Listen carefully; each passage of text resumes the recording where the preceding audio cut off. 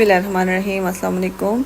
आज मैं बहुत मज़ेदार वाइट लोबिया की रेसिपी लेके आ गई हूँ। तो चलिए स्टार्ट करते हैं। सबसे पहले मैंने आधा कप ऑयल पैन में ऐड कर दी है। उसमें मैंने कुछ खड़े मसाले, जिसमें मैंने हाफ़ टी स्पून सौंफ, एक कड़ी पत्ता, 2-3 मैंने सिनेमन स्टिक्स और एक मोटी इलायची ऐड की है और हाफ़ टेबल स्पून इसमें ज़ीरा ऐड किया है। जब हल्का सा कड़कड़ा जाए तो 2 मैंने मीडियम साइज़ के प्याज दिए, जिनको मैंने इस तरह चॉपर में बहुत फाइनली चॉप कर लिया था। तो वो ऐड कर रही हूँ इसको, और अच्छे से आपने इनको लाइट गोल्डन कर लेना है। जब ये हल्के से गोल्डन हो जाए तो मैंने अदरक लहसुन का पेस्ट इसमें ऐड किया है, एक गड्डी लहसुन की, और मैंने 2 इंच का टुकड़ा अदरक का कूट के ऐड किया है। और अच्छे से आप इसको मिक्स कर लें ताकि हमारे अदरक लहसुन जो है अच्छे से कुक हो जाए। जब हमारे अदरक लहसुन अच्छे से कुक हो जाए तो फिर मैंने इसमें 2 मीडियम साइज़ के टमाटर लिए हैं, उनको मैंने इस तरह फाइनली चॉप कर लिया है, वो भी इसके अंदर मैंने ऐड कर दिए हैं और अच्छे से चम्मच चला लिया है।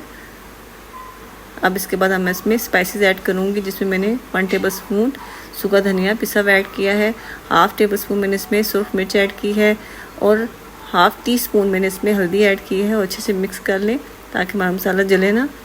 इसके बाद मैंने इसमें नमक ऐड किया है, हाफ़ टेबल स्पून, आप टेस्ट के हिसाब से कम ज़्यादा कर सकते हैं। उसके बाद मैंने मसाले को बहुत अच्छे से भूना है 1 से 2 मिनट तक। और फिर मैंने इसमें 1 टेबल स्पून कसूरी मेथी का ऐड किया है। कसूरी मेथी का बहुत ही अच्छा टेस्ट और बहुत ही अच्छी खुशबू जो है हमारे मसाले में आ जाएगी, और जो हमारे सालन को बहुत ही मज़ेदार बनाएगी। थोड़ा सा पानी ऐड कर रही हूँ ताकि हमारे मसाले जले ना।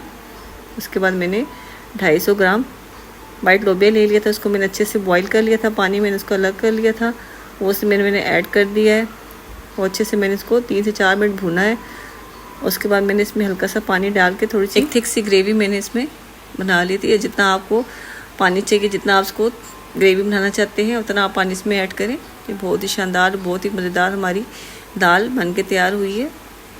इसमें मैंने 1 लेमन का जूस ऐड किया है। लेमन के जूस से इसका दाल का टेस्ट और ज़्यादा इन्हेंस हो जाएगा।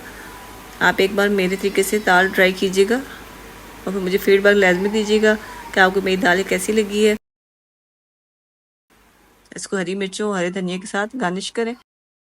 उम्मीद करती हूँ आपको मेरी रेसिपी अच्छी लगी होगी। अगर अच्छी लगी हो तो लाइक और शेयर लाजमी कर दें और मेरे चैनल को सब्सक्राइब कर दें। चलिए मिलते हैं नेक्स्ट रेसिपी में। अल्लाह हाफिज़।